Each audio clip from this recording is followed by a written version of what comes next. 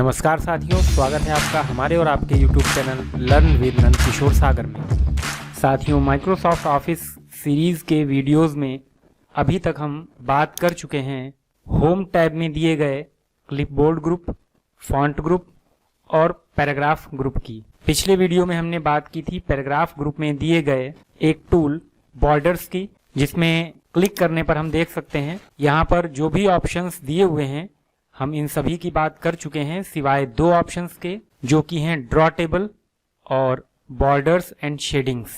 इन दो कमांड को छोड़कर बाकी सभी कमांड्स की हम बात पिछले वीडियोस में कर चुके हैं। आज के वीडियो में हम बात करने वाले हैं ड्रॉ टेबल कमांड की। जैसा कि आप सामने देख सकते हैं, इस ड्रॉ टेबल पर माउस लाते ही इसके बारे में हमें यहाँ पर लिखा हुआ दिखाई दे रहा है कि इस कमांड के जरिए हम पेज पर माउस का यूज करके खुद से टेबल को ड्रॉ कर सकते हैं। तो जब कभी हमें MS वर्ड में कोई ऐसा काम करना है जिसमें हमें ज़रूरत पड़ने वाली है किसी टेबल की, एक टेबल जिसमें कुछ रो होंगी, कुछ कॉलम्स होंगे और उस टेबल के अंदर हमें कुछ डेटा टाइप करना है। ये डेटा आपका अल्फ़ाबेट में हो सकता है, न्यूमेरिक हो सकता है, उसमें आपको कुछ फार्मूले अप्लाई करने होते हैं कैलकुलेशन के तौर पर। तो इस तरीके का काम करने के लिए जो टेबल आप बनाएंगे वो इस ड्रॉ टेबल ऑप्शन के ज़रिए बना सकते हैं। पीछे पेज पर देख सकते हैं एक टेबल जो कि हमने इसी का यूज करके बनाई हुई है, जिसमें हमने किसी स्टूडेंट के किसी सब्जेक्ट के कुछ मार्क्स लिखे हुए हैं और जो मार्क्स उसने पाए हैं उसके बाद में नीचे टोटल करने के लिए हमने यहाँ पर फार्मूला अप्लाई किया हुआ है। तो अगर इस तरीके की टेबल आपको भी बनानी है MS वर्ड में तो आप उस टेबल को ड्रॉ टेबल कमांड का यूज करके ड्रॉ कर सकते हैं। और टेबल ड्रॉ करने के बाद में कुछ ऑप्शंस यहाँ पर खुल करके आएंगे, अभी जिनके बारे में हम यहाँ पर देखेंगे। उनका यूज करके आप टेबल में इस तरीके की फॉर्मेटिंग भी कर सकते हैं, मतलब जो कलर्स वगैरह हैं या बॉर्डर हैं वो अप्लाई कर सकते हैं। तो शुरुआत करते हैं टेबल ड्रॉ करने से। इसके लिए हम पेज में यहाँ पर एक टेबल ड्रॉ करना चाहते हैं, तो पेज का वो हिस्सा जहाँ पर हमें टेबल ड्रॉ करनी है हमारे सामने है। इसके बाद में हमें आना है बॉर्डर्स टूल पर, जिसमें हम क्लिक करेंगे। क्लिक करने के बाद में हमें सीधे आ जाना है ड्रॉ टेबल। इस कमांड पर हम क्लिक करेंगे और क्लिक करने के बाद में आप देख सकते हैं हमारा माउस पॉइंटर अब एक पेंसिल के सिंबल के रूप में दिखाई पड़ रहा है और इसका सीधा सा मतलब है कि अब हम अपने पेज पर टेबल ड्रॉ कर सकते हैं। ड्रॉ करने के लिए हमें क्या करना है, हमें जहां से टेबल ड्रॉ करनी है और जिस जगह तक अपनी टेबल को हम ड्रॉ करना चाहते हैं, तो अपने माउस को हम जहां से टेबल शुरू करनी है वहां पर लाएंगे। माउस का लेफ्ट बटन हम दबाए रखेंगे और माउस को ड्रैग करेंगे। आप देख सकते हैं कि यहाँ पर हमें एक बॉक्स जैसा बनता हुआ दिखाई पड़ रहा है। ये हमारी टेबल का आउटसाइड बॉर्डर है। हमें इतनी बड़ी टेबल चाहिए, तो जब हमें लगे कि हमें जो टेबल चाहिए उसके हिसाब से हमने माउस को ड्रैग कर लिया है, तब हम माउस के लेफ्ट बटन को रिलीज कर देंगे और माउस का बटन छोड़ते ही आप देख सकते हैं यहाँ पर हमारी टेबल का आउटसाइड बॉर्डर दिखाई देने लगा है। अब हमें अपनी टेबल में वर्टिकल कॉलम्स और हॉरिजेंटल में होती हैं रो, उनको ड्रॉ करना है। तो इसके लिए हम अपने माउस को ऊपर से नीचे की तरफ जब ड्रैग करेंगे तो हमारे कॉलम्स बन करके तैयार हो जाएंगे। इसके लिए माउस को ऊपर हम लाएंगे, माउस का लेफ्ट बटन दबाए रखेंगे और माउस को नीचे की तरफ खींच के लाएंगे, माउस का बटन छोड़ देंगे और इस तरीके से यहाँ पर एक लाइन ड्रॉ हो गई और हमारा एक कॉलम ये बन करके तैयार हो गया। इसी तरीके से आप जितने कॉलम्स अपनी टेबल में चाहते हैं, ठीक इसी तरीके से माउस को ऊपर से नीचे की तरफ ड्रैग करना है और माउस का बटन ड्रॉप करना है, ड्रैग एंड ड्रॉप। इस तरीके से आप यहाँ पर देख सकते हैं कि हमने अपनी टेबल में कुल 6 कॉलम ड्रॉ कर लिए हैं। अब इसी तरीके से हमें रो ड्रॉ करनी है, उसके लिए हमें माउस को लेफ्ट से राइट की तरफ ड्रैग करना है। ठीक उसी तरीके से जैसे हमने कॉलम्स बनाए थे, माउस का लेफ्ट बटन हम दबाए रखेंगे, माउस को राइट तक खींच के ले जाएंगे और माउस के बटन को छोड़ देंगे। ये हमारी पहली रो बन के तैयार हो गई। इसके बाद में दूसरी रो, किसी रो को बड़ा या छोटा करना है तो उसके हिसाब से हम माउस को ड्रैग करेंगे। यहाँ पर रो का साइज बढ़ गया है, तो इस तरीके से आप माउस को ड्रैग करते जाएंगे और आपकी रो बन के तैयार होती जाएंगी।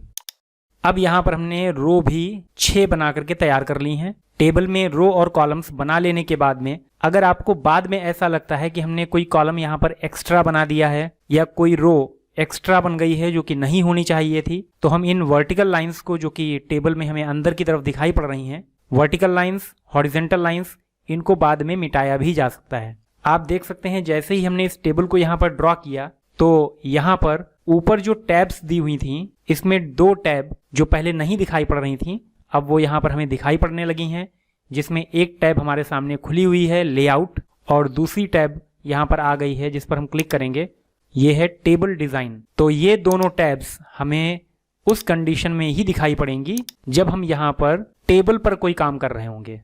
तो क्योंकि हमने यहाँ पर टेबल बना ली है, इस वजह से उस टेबल में फॉर्मेटिंग करने के लिए बॉर्डर्स में, कॉलम्स में, रोज में इन टैब्स के जरिए चेंजेस किए जा सकते हैं। यहाँ पर ऑप्शंस दिए हुए हैं, कमांड्स दी हुई हैं। तो अभी हम बात कर रहे थे कि अगर हमने कोई रो या कॉलम एक्स्ट्रा ड्रॉ कर लिया है जो कि हमें नहीं चाहिए, तो हम इसे मिटा भी सकते हैं। और इसके लिए हमें लेआउट टैब में एक ऑप्शन मिल जाता है इरेजर का, जिस पर हमें क्लिक करना है। क्लिक करने के बाद में अगर हम किसी कॉलम को मिटाना चाहते हैं तो हमें सेम उसी तरीके से जैसे हमने माउस का यूज करके इस लाइन को ड्रॉ किया था, तो हम किसी लाइन को इरेजर का यूज करके मिटा भी सकते हैं। इसके लिए हमें उसी तरीके से माउस को यहाँ पर रखना है। माउस के लेफ्ट बटन को हम दबाए रखेंगे, माउस को नीचे की तरफ ड्रैग करेंगे और जो लाइन हमने यहाँ पर बनाई थी वो यहाँ से मिट जाएगी। तो अब हमारे जो कॉलम हैं वो रह गए हैं 5। इसी तरीके से अगर हम किसी रो को मिटाना चाहें तो माउस को हम लाएंगे यहाँ लेफ्ट साइड में, माउस के लेफ्ट बटन को हम दबाए रखेंगे, माउस को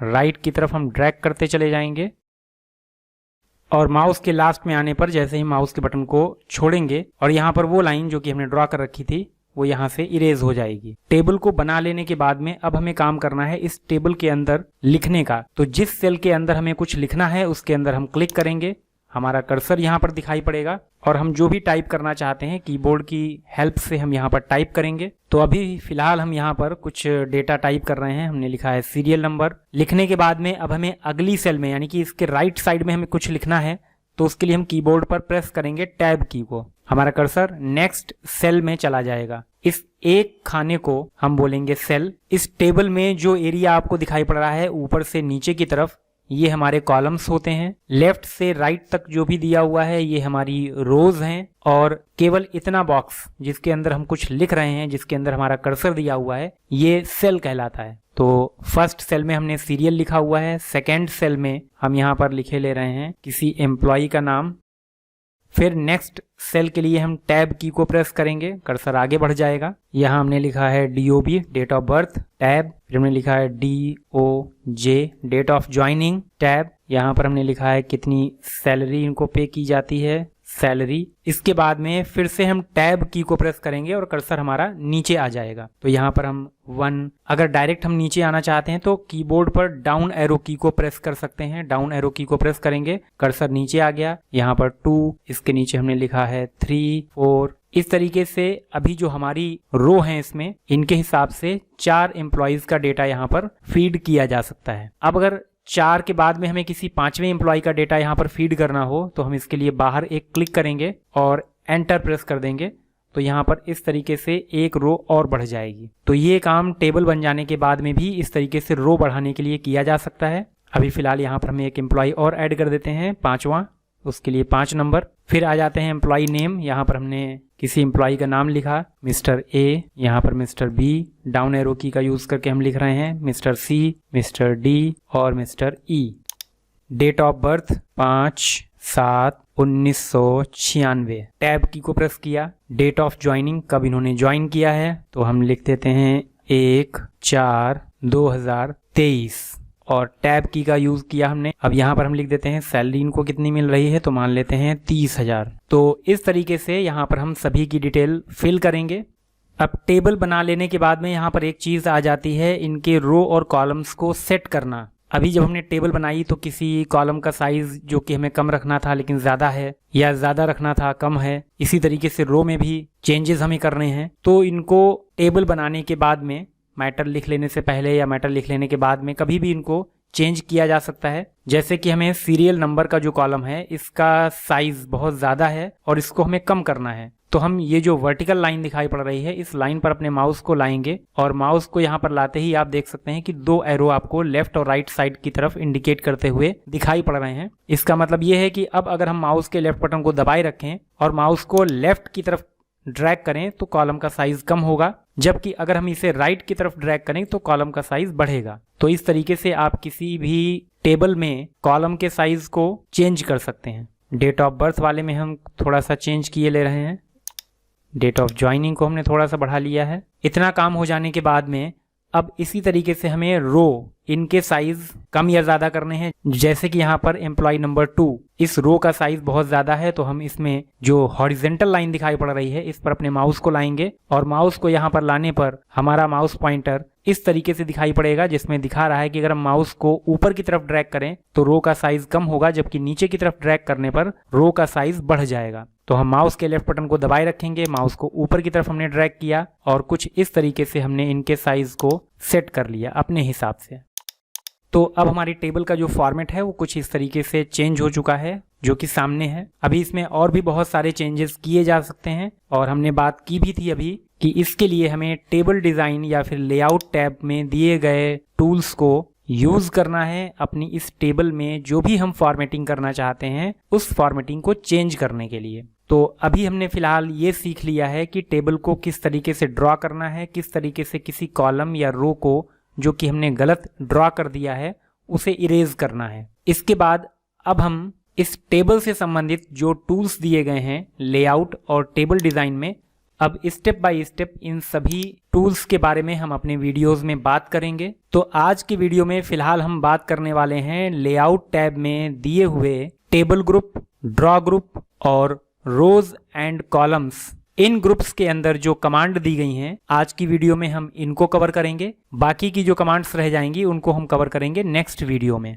तो टेबल को बना लेने के बाद में अब हम देख लेते हैं टेबल ग्रुप के अंदर दी गई कमांड्स के बारे में, जिसमें पहली कमांड है सेलेक्ट। इस कमांड को हमें यूज करना है अपनी टेबल में हम क्या सेलेक्ट करना चाहते हैं उसके लिए। जैसे कि हमें एम्प्लॉय नेम, ये जो हेडिंग लिखी हुई है इसमें हमने क्लिक किया, इस सेल के अंदर हमारा कर्सर आ गया। अगर हमें सिर्फ इस सेल को सेलेक्ट करना हो या फिर इस पूरी रो को सेलेक्ट करना हो, क्योंकि हमारा कर्सर इस समय पहली रो में ही है, या फिर इस पूरे कॉलम को सेलेक्ट करना हो, तो ये हमारा जो कर्सर इस समय है, अगर कॉलम की हम बात करें तो सेकंड कॉलम में हमारा कर्सर है। तो इनको सेलेक्ट करने के लिए हम इस कमांड को यूज करेंगे। इसके लिए आपको कर्सर पर बहुत ध्यान देना होगा कि हम जिस चीज को सेलेक्ट करना चाहते हैं, जिस रो को सेलेक्ट करना है, जिस कॉलम को सेलेक्ट करना है, या जिस टेबल को सेलेक्ट करना है, या जिस सेल को सेलेक्ट करना है। अब हमारे पेज पर कुल 2 टेबल्स हैं और हमारा कर्सर इस समय आ रहा है सेकंड वाली टेबल में। तो अगर हम इस कमांड को यूज करेंगे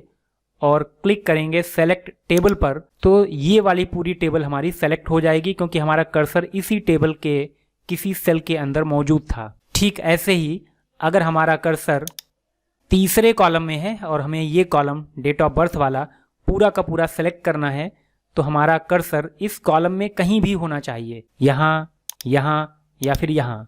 और इसके बाद में हम जाएंगे सेलेक्ट में और क्लिक करेंगे सेलेक्ट कॉलम पर।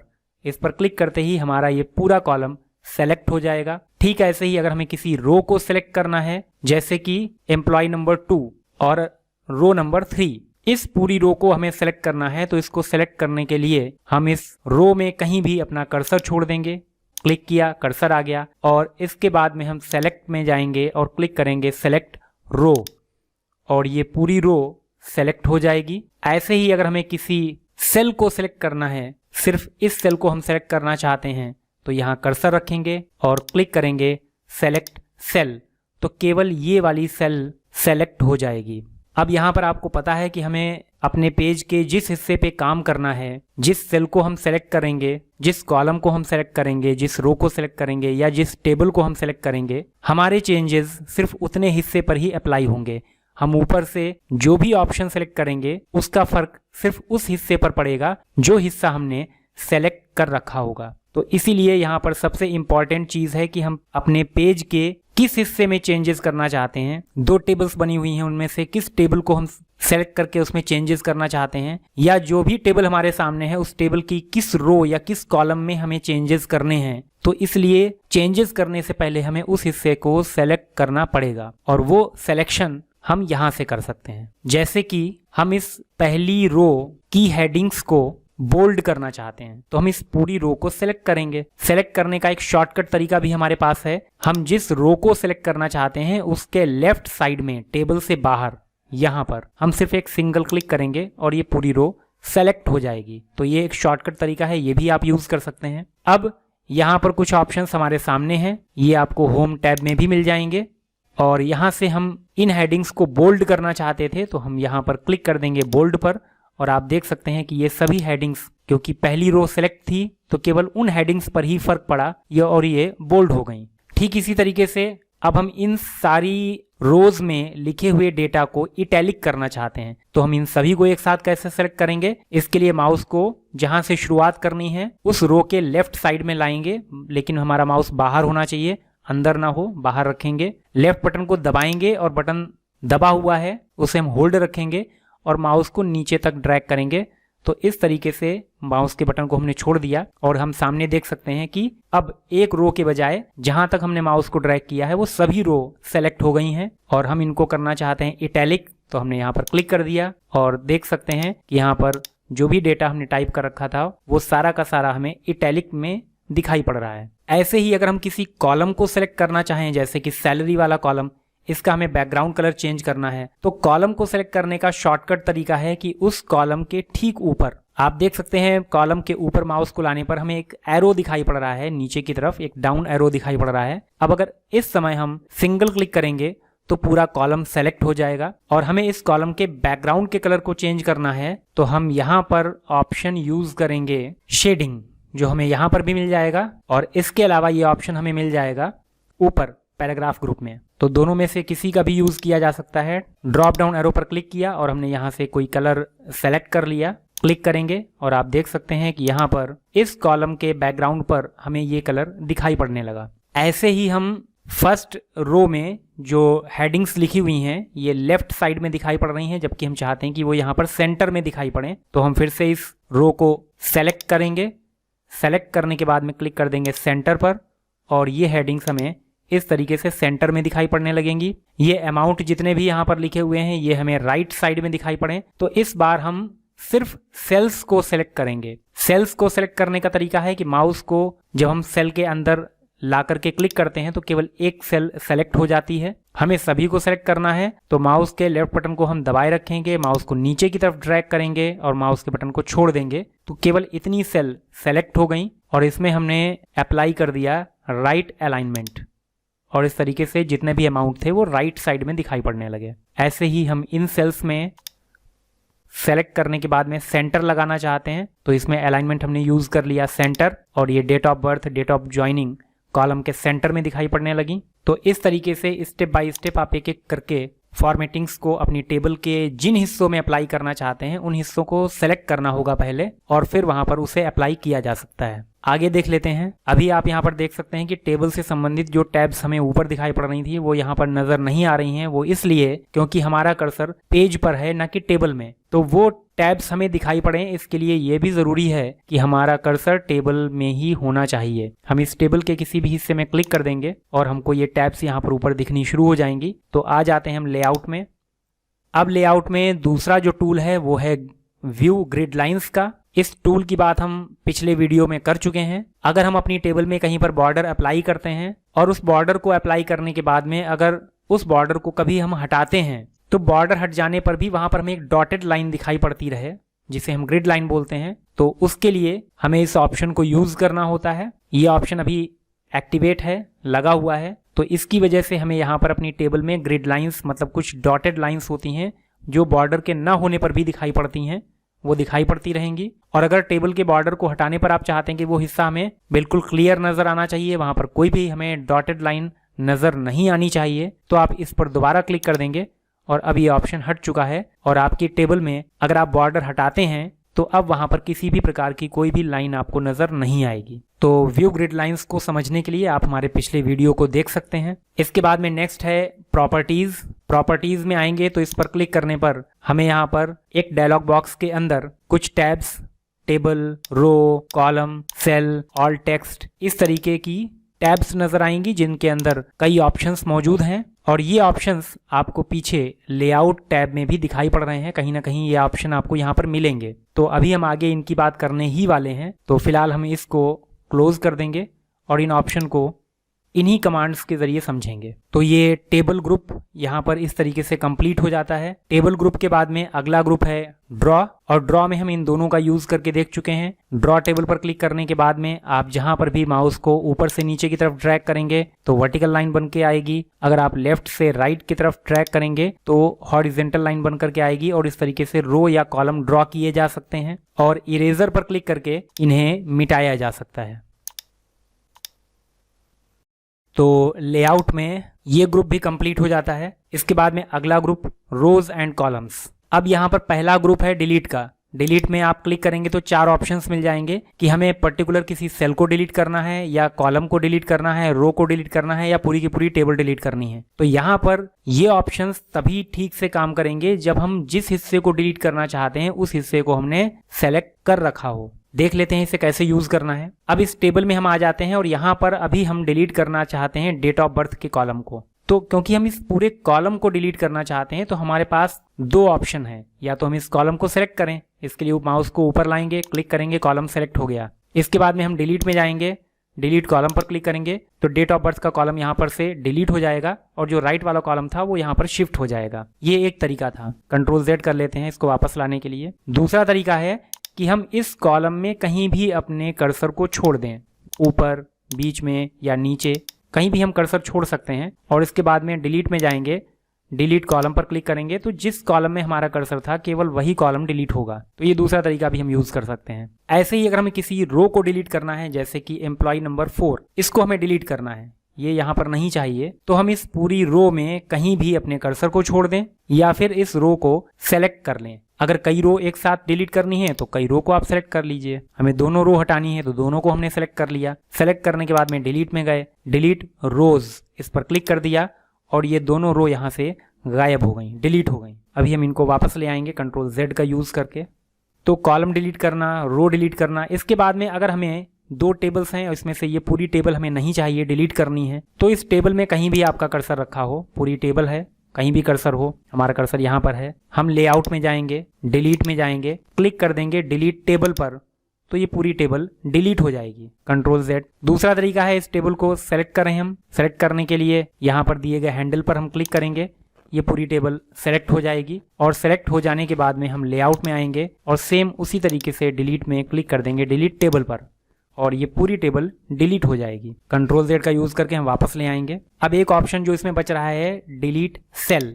अब इस ऑप्शन को जब आप यूज करेंगे तो यहाँ पर आपको थोड़ा सा अपना दिमाग लगाना होगा। जैसे कि अभी हम आ जाते हैं लेआउट में। अभी हमारी टेबल में फिलहाल ऐसी कोई कंडीशन है नहीं, लेकिन हम इसे यूज करके दिखाई दे रहे हैं। जैसे कि हमें यहाँ पर केवल इस सेल को डिलीट करना है जिसमें डेट ऑफ बर्थ लिखा हुआ है। हम इस पूरे कॉलम या पूरी रो की बात नहीं कर रहे हैं, सिर्फ इस सेल की बात कर रहे हैं। तो हम अपनी सेल में कर्सर को छोड़ देंगे, क्लिक कर दिया, इसके अंदर कर्सर आ गया। इसके बाद में हम आएंगे डिलीट में और डिलीट सेल पर क्लिक करेंगे। इसके बाद में हमारे सामने एक इस तरीके से छोटा सा बॉक्स खुल करके आएगा।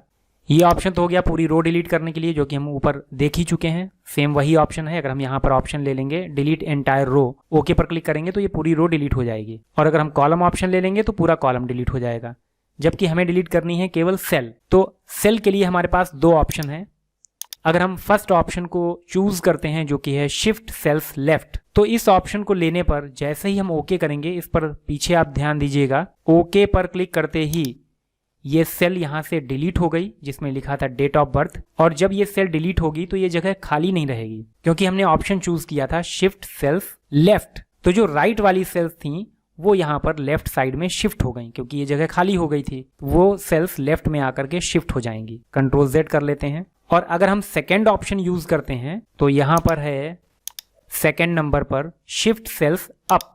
अगर इस ऑप्शन को लेने के बाद में हम ओके करेंगे तो ये सेल डिलीट हो जाएगी और जो नीचे की सेल्स मौजूद हैं यहाँ पर वो ऊपर शिफ्ट हो जाएंगी। ओके पर क्लिक किया और क्लिक करते ही ये सेल डिलीट हो गई और जो नीचे वाली सेल्स में डेटा था वो ऊपर शिफ्ट हो गया। तो कंट्रोल Z कर लेते हैं इसे वापस लाने के लिए। तो इस तरीके से हम पर्टिकुलर किसी सेल, किसी रो या किसी कॉलम को या टेबल को डिलीट कर पाएंगे इस ऑप्शन के जरिए। इसके बाद में आगे के 4 ऑप्शंस हैं जिनका यूज हम करेंगे नई रो या नए कॉलम को इंसर्ट कराने के लिए। जैसे कि हम यहाँ पर सैलरी से पहले 2 कॉलम और लाना चाहते हैं, जिसमें एक में हम बेसिक सैलरी लिखेंगे, एक में हम DA लिखेंगे और उसके बाद में टोटल सैलरी। तो क्योंकि इसके लेफ्ट साइड में हमें कॉलम चाहिए, तो इस कॉलम में कहीं भी हम अपना कर्सर छोड़ देंगे और इसके बाद में हम इंसर्ट में लेफ्ट पर क्लिक करेंगे। लेफ्ट पर क्लिक क्यों करेंगे अभी हम बता चुके हैं आपको, क्योंकि हमें इस सैलरी वाले कॉलम के लेफ्ट साइड में कॉलम चाहिए। तो इस पर जैसे ही हमने क्लिक किया,